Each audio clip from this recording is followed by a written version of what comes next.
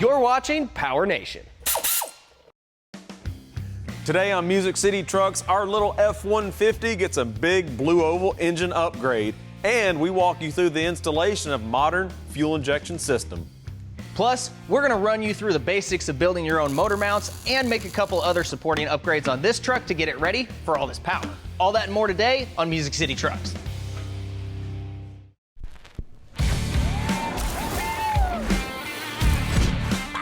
Nothing cooler than an old pickup, am I right?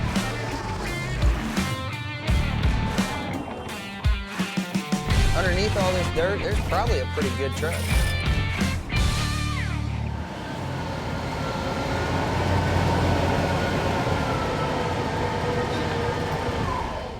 Well, we've got our 94 F-150 back here in the shop, and as you guys probably know, we've already done a lot of work on it to get it where it's at now.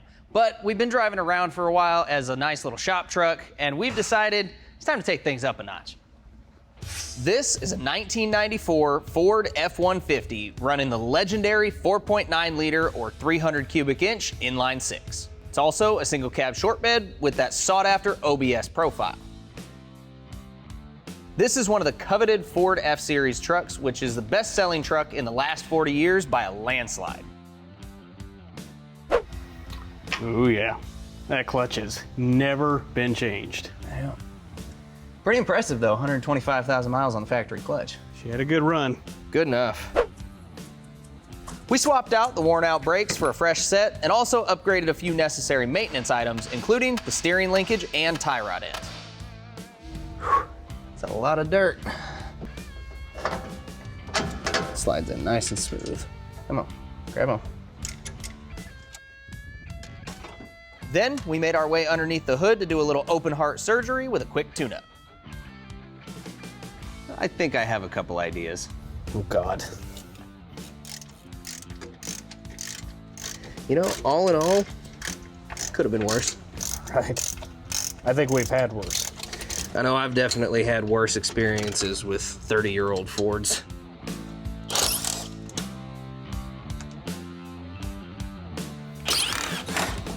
Ooh, a little squeak.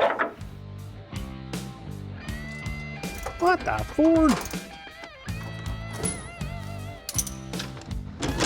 Okay, you know what? Oh. Take a break. Where are we going? Dumpster. We also made some cosmetic upgrades by replacing the front fascia, including the grille, headlight bezels, and all the light lenses. Are you able to get the clips in on your side? Gotta hold your tongue on the side of your mouth just right while you're trying to put it on. Starting to sound like one of my old bosses. Things are about to get a little bumpery. Heyo, you're just full of jokes today. If you're a fan of the show, you know we couldn't resist slapping on some new shiny chrome. I'd say we're about good there if you want to tighten them down. You know, it's just about summertime, so about a grill.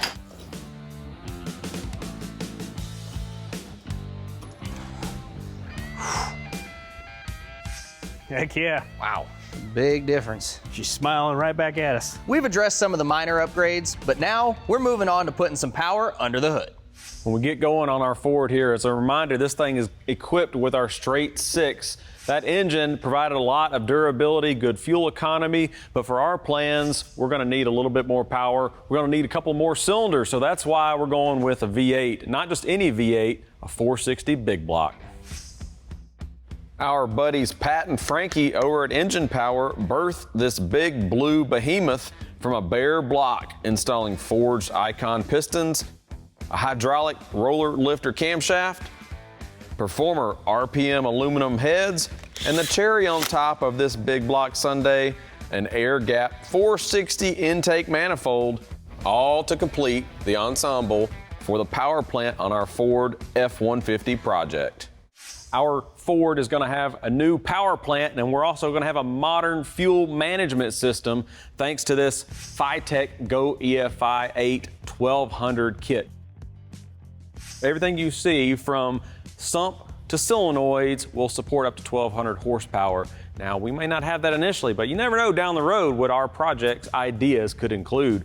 If we look at close at what we've got our throttle body set up. It has all the fuel injectors. It has the brains of the system. We have all the wiring needed, the air cleaner. We've got all the components. Your fuel lines, it comes stacked with fuel lines provided so you can do this at home. Now, this system, so why do you want to have fuel injection on this truck? Well, a lot of off-road vehicles, rock climbers, if you've ever done any mudding, you may have had your vehicle in a particular situation, if it was carbureted, where the engine might stall. Now, carburetors have a lot of positive aspects, but when you take that carburetor and start sloshing it around, the fuel can get down the engine and it doesn't run right.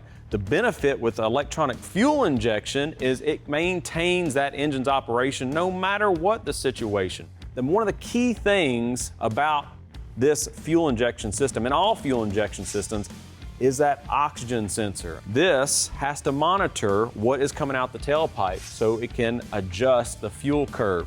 Now, a lot of you maybe think, I don't want to drill a hole and weld a bung in my exhaust pipe.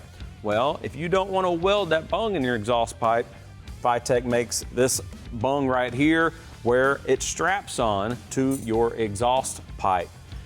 Inside the vehicle, you'll have this little dash. You could put it inside, you could leave it underneath the hood. It's up to you, you could disconnect it. But this is gonna provide us the input to talk to our computer system here, our desired idle, our air-fuel ratio. All of that we can command in this box right here. All these cool parts, this is gonna make a big difference in this engine. But first of all, we gotta get it mounted up and get it plumbed up, and that's what we're gonna show you next. Coming up, we wrangle some angles to reinforce our run stand. Well, we are well underway with getting our 460 mocked up onto this run stand, but we're still missing one or two very important pieces to make that happen, and that is our motor mounts. Now, because this run stand is set up to be kind of universal, we've got to make new motor mounts every time we put a different type of engine on here. And this is the first time that this series of Ford Big Block has been on there. Now, I know making motor mounts sounds like a pretty daunting task, but it's really not all that hard. The first step in this process was to get some plates made, both for the run stand itself and for the engine. Our next step was to measure the distance between the two so we knew how long our coupling needed to be. Now, I've already done that. The measurement came out at about 10 7/8, and I've already cut this section of 1 5/8 OD pipe to make that connection. Now, this is gonna give us what is known as a solid motor mount. And that differs from conventional motor mounts in that there is no rubber isolator in between the two metal halves. The biggest difference between solid mounts and conventional mounts is that solid mounts do not absorb any of the vibrations from your engine. So for a daily driver application, I really would not recommend running solid motor mounts, but they are super useful for high performance applications where you need the strongest connection possible. In this case, we're not concerned with that vibration absorption because we're just putting this on a run stand. And there's not gonna be any actual load on the engine because it's just spinning free. So we're gonna go ahead with these solid mounts. And the next step in getting these made is gonna be to figure out what angles we need to cut on the ends of our pipe. So we're gonna start by checking the angle of the motor mount itself. The engine side plate is sitting at a perfect 45 degrees. So now we're gonna check the stand side. That is measuring in at 0 degrees, which means we have a 45-degree difference from this end to this end of the motor mount. But we can't just cut a 45-degree end onto our pipe and stick it in there. Let me show you why. Now, right about there is where we want our pipe to end up on the engine side. That way we've still got easy access to all 3 bolts. But if we were to cut a 45-degree end on this, that would put our pipe way too high up to be able to weld it on both sides. So how do we fix that? Well, if we add a little bit of an angle to this end, say 10 degrees, and then use that to offset the cut on the other end from 45 to 55 degrees and cut them at opposite directions, then those angles will still even out to the 45 degrees that we have as a difference between these two plates, but it's gonna lower this side back down to where we need it, right in the middle of these bolts. Now, I'm gonna take this pipe, go get those angles cut, then we'll test fit it.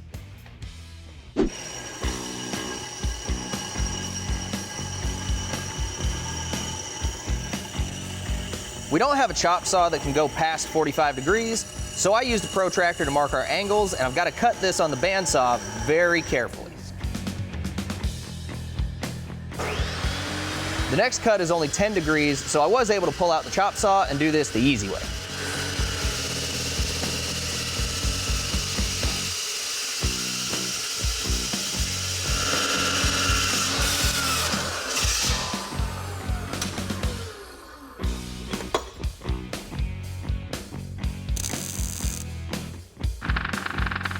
Once I got those cuts clean at the angles we're looking for, I tacked these in place before welding them all the way so we could lock this engine in place and get it fired up.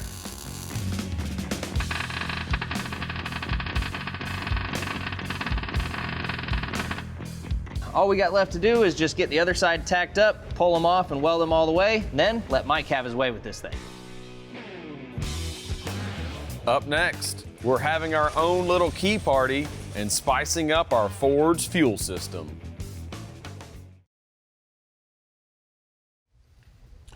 We've got our FiTech throttle body system here. We're going to get set down on the engine, get it bolted up, and run on this run stand. Now, this run stand, we're using this so we can demonstrate the install of the fuel injection, the plumbing from the tank up to this system here, and it's a lot easier to show you when it's outside the vehicle. We could already go ahead and put this in the truck, but it'd be a bit harder for you to see. So we're going to use this run stand and fire it up. We'll go ahead and get it bolted down, and then I'll walk you through each of these connections on this system. Now, these systems are very popular nowadays, and the big thing with these to make them work correctly, a lot of people talk, hey, I put this on, this didn't work well for my vehicle, because the main thing is the engine has to be mechanically sound. If you try to put one of these fuel injection units, these self-contained units, on an engine that is not mechanically sound, well, your problems carry over, and now it makes it look like the throttle body has an issue. The big thing with intake manifold leaks, if you have any type of leaks where it's getting unmetered air into the combustion chamber, the fuel injection system, it can't compensate. So, making sure the engine is mechanically sound is probably one of the first steps to having a good install and a good working unit there.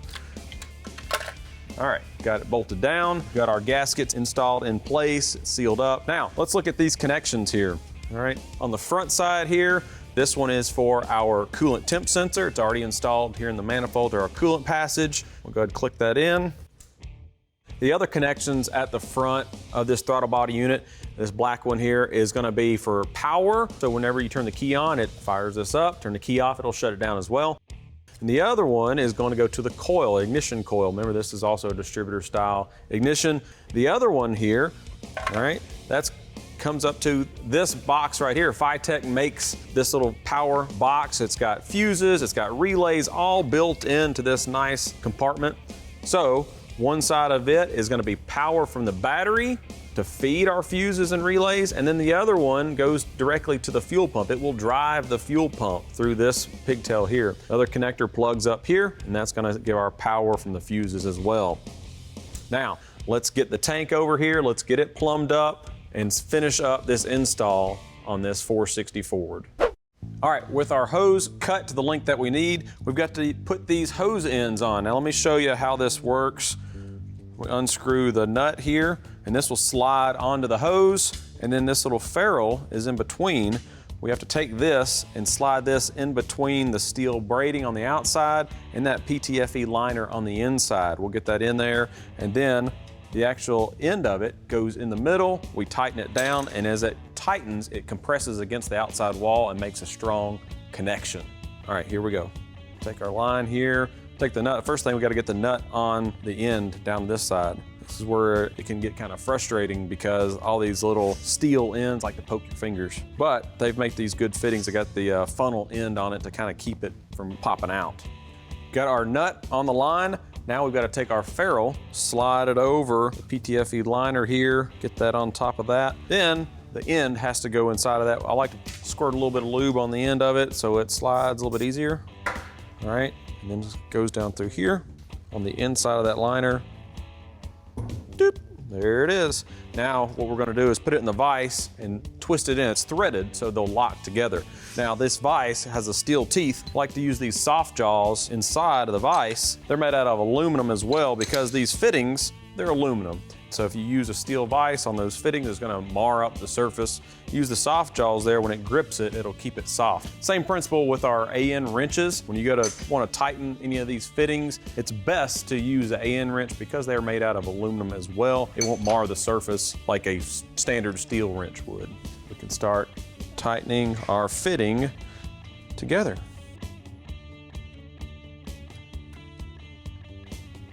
All right, not going anywhere, nice and tight. Now we got to do the rest of the fittings and we'll be done. All right, it's time to fire this beast up. We've checked everything. Let's put some fire in the pipes. Key on, got fuel pressure going up.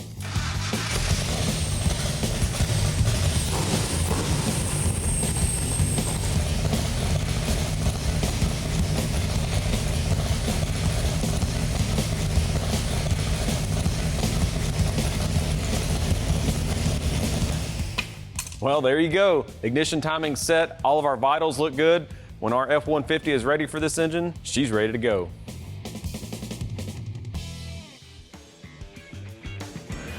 Coming up, we filter out the particulars for bringing up the rear to match the power under the hood. Now that Magic Mike's done his thing and got our FiTech unit dialed in, we're gonna go ahead and change the oil in this thing before we pull it off the stand. And we're gonna be using this Berryman brake parts cleaner to clean this out. Now these guys have been in business for a long time and they make a ton of different cleaning products. And when you're cleaning out a drain pan for something like this, always make sure you get up inside of the lip of the pan, because when you drain oil into it, there's always a chance that it could splash some stuff up and get it caught in there. And when you're being particular enough to look for particulates, you wanna make sure that there's nothing old that's left over in your pan. All right, the last thing, then just wipe it out. Make sure that there is nothing left in there. All right, that's looking pretty good. So I'm gonna go grab another rag just to get one more wipe down on it to be sure, and then we can move on to the engine. With a nice clean drain pan, it's time to actually change our oil. And we're gonna start here with our filter, which we're gonna be replacing with a brand new one from WIX. Even though this thing's only had time on the dyno and a little bit here on the run stand, dyno time is hard time, especially with the way Pat and Frankie run. Now, they are top tier A+ engine builders, but it's never too early to make sure that your engine is in good health. And one of the most important parts of keeping your engine healthy is in your choice of filtration, and that's why we're going with WIX, because they've been around since 1939 producing top quality filtration for oil, fuel, air, and more. Plus, this engine is already running a WIX oil filter from next door. Now, if it's good enough for them, that's more than good enough for me. Get this guy off of here. Whew, starting early. Where are my shop towels? Always make sure you wipe off the filter seat whenever you do an oil change.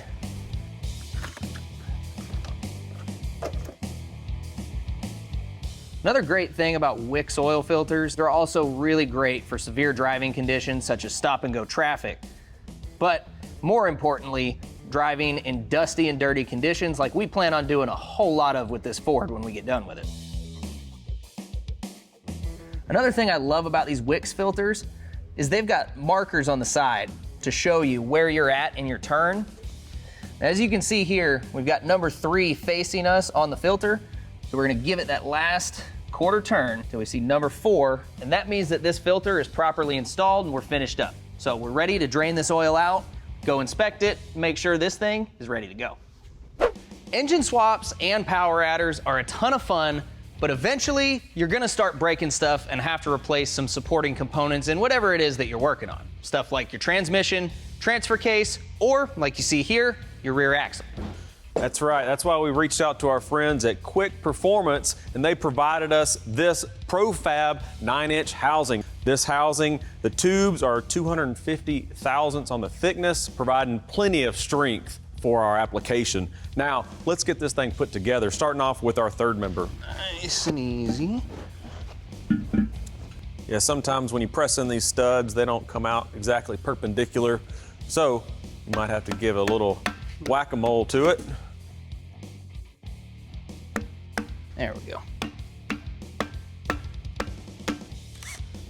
All right, send it on down. Zip this down a little bit. All right, we'll get a wrench on those. So these nuts are a nylock. They have a little nylon on the end that acts as a locking device, but they also have a torque spec 35 pound-feet. We're going to get those zipped down, so you're ready to go. Got the center section in, now it's time to install our axles. These are unique on the flange that hold the axle and bearing together with these T-bolts. So we'll slide these T-bolts in, and then we've got our brake backing plate to put on, and then we can slide our axle shaft in. Now these axle shafts, this is a semi-floating design. The flange for the wheel and the axle shaft are connected. It's one piece. Now you could go up to a 3/4 floating or even a full floating axle, which separates those two pieces to make it even a stronger unit, but for our application, this will be just right. All right, let's get our brake rotor installed. Now our caliper. Get our pins slid back into place and our bolts. And this is just a single piston caliper for the rear. It'll be fine for our application. All right, we've got them installed. We'll get that tightened up. And this axle, that's a wrap. Man, Eric, I've had a blast on this project today. We've worked on this truck from the front to the back. Everything that we've done, you got it ready for some big upgrades. Oh yeah, I mean, we got the fuel injection all dialed in. Yep. We know this engine's ready to go, so all we've got left is to just rip everything out and drop this one in. Got that rear axle just about ready to go. Just need some spring perches, a couple other little things. I mean, we're off to a pretty good start this time around, but it's all the time we've got for today, so what do you say we go grab a drink? Let's go.